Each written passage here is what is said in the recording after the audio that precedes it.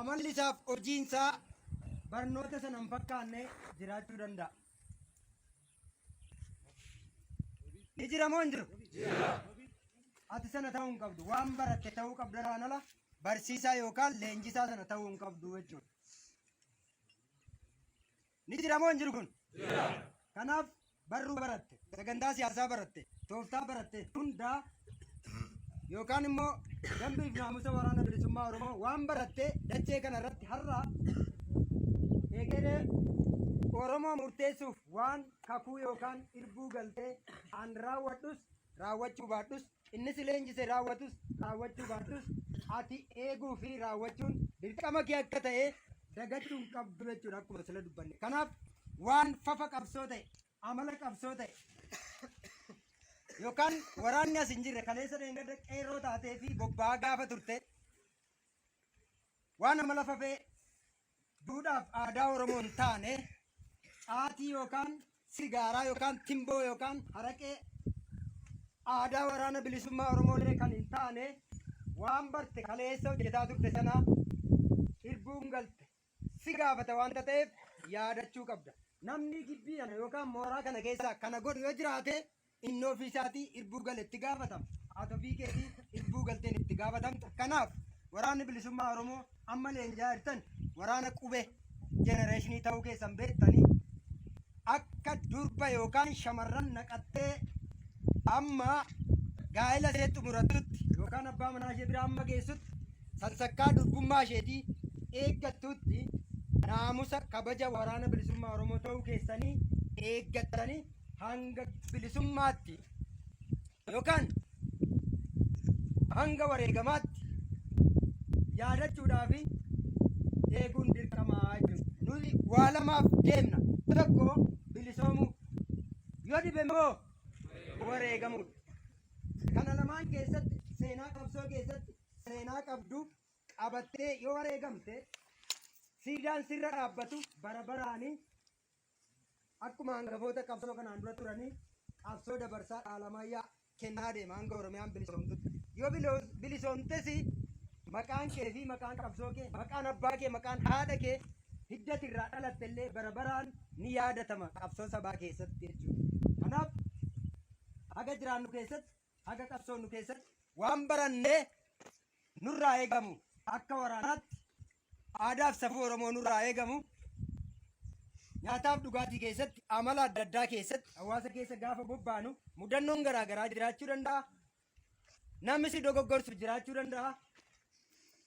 Jaarmiyaa irraa kaatee nama lamaa yoo deemte sadii yoo deemte deemi waraan turachum nama lamaa yoo deemte jaarmiyaa irraa kaatee yakka hojjechuu dandeessa wanta ta'eef namni yoo wal bira jiraate jaalli yoo wal bira jiraate du'arraa wal oolcha booji'amuurraa wal oolcha yakkarraa wal oolcha toora qabsoo keessatti wal tiksa wanta ta'eef mudannoo hawaasa keessa gaafa sochootu yeroo hunda karaa nyaataaf dhugaatii karaa quunnamtii karaa namaa karaa hiriyaa yookaan karaa dhalaa yookaan karaa horii yookaan qabeenyaa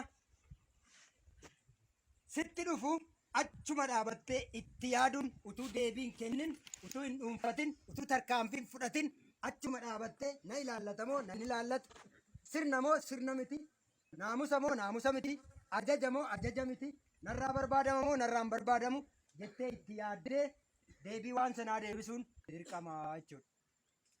Kanaaf amma sirran isiniif deebi'a. Kanuma bira jira.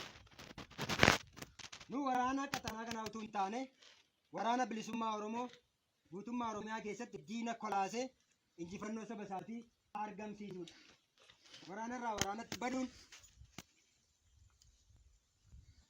waan siin ilaallanne ergama sitti hin kennamne keessa seenuun amala fafee fedha irratti hundaa'e keessatti kufuun akka siin ilaallanne beektee akkan sira jedhee akka durba naqataa guyyaan gaa'ela seetii xumuramutti of eeggattutti hanga bilisummaatti yookaan guyyaa waaqi sii kenne sirraa fudhatuutti sansakkaa namummaa kee yookaan waraana bilisummaa Oromoo ta'uu keetii eeggachuu qabdaa jechuudha. Asii gaafa ol baatu tokko raafuu fidee tokko immoo cooma fidee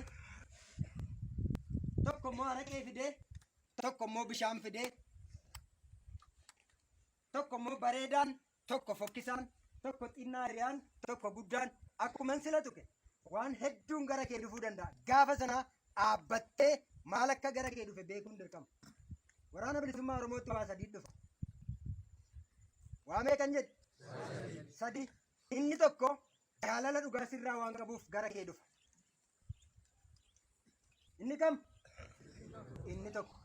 Inni lammaffaan immoo si sodaateetu diinummaa of keessatti qabatee gara kee dhufa yookaan waa sii kenna.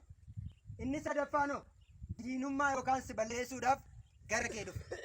Kun jireenya guyyaa keessatti waan hawaasa keessa deddeeminu keessatti si mudatudha waan ta'eef achuma dhaabbattee waan siif kennamus waan dubbatamus waan gara kee dhufus bitaaf mirga duraa booda kee ganamaaf galgala halkaniif guyyaa waan sana kompeer gochuu yookaan immoo xiinxaluun dirqamaa jechuudha. Utuu ittiin seenin, utuu deebiin kennin, utuu hin sooratin, utuu wajjin hin jiraatin. Isinii galee jireenya guyyaa keessatti guyyaatti waa si mudachuu danda'a. Ana dhiisi, anarraa mudaa arguu dandeessa. Jaalwiirtuu dhiisi, waamii dhiisi, tokkichoo dhiisi, adamsaa dhiisi. Amala adda addaa, amala fafa ta'e hunda keenyarraa arguu dandeessu. Inni sun sin gashu abbaa isaaf itti gaafatama, natu itti gaafatama amala kootti. Ati kan kee itti gaafatamta waan ta'eef waraanni bilisummaa Oromoo naamusaa fi sansakkaadhaan beekamaa jechuudha. Qawwee miti. Naamusa fi sansakkaadhaan beekama. Waraana sabaati wanta ta'eef. Kanaaf jabaadhaa akkuma isa ta'e sammuun kee qabsoo kanaaf misoomeera. Tooftaan lolaaf saayinsii waraanaa toora waraana bilisummaa Oromoo abaaboo woboo qabatee jiru gonfattee waraana gahaa taateetta waan ta'eef waraana gahaa ta'uu kee hojiidhaan mirkaneessuu danda'uu qabdaa. Injifannoo.